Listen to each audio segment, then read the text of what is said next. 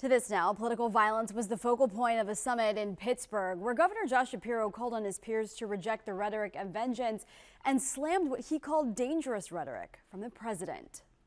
Let me be clear, violence is never okay, regardless of the motivation. Violence is never the answer.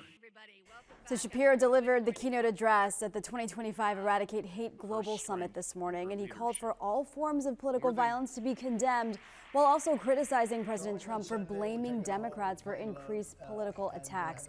Now, last week, conservative influencer Charlie Kirk was shot to death while speaking at a college in Utah. There has been a rise in politically motivated attacks this past year, which Shapiro experienced firsthand. His family was victim of a firebombing at the governor's mansion this past spring. And then in June, 2 Democratic state lawmakers in Minnesota were shot. One of them died. And President Trump also targeted in an attempted assassination while on the campaign trail in Butler, Pennsylvania last summer. Shapiro said leadership in Washington is doing nothing to bring down the temperature, only fanning the flames. And I don't care if it's coming from the left or the right. We need to be universal in our condemnation. And the president has once again failed that leadership test, failed the morality test, and it makes us all less safe.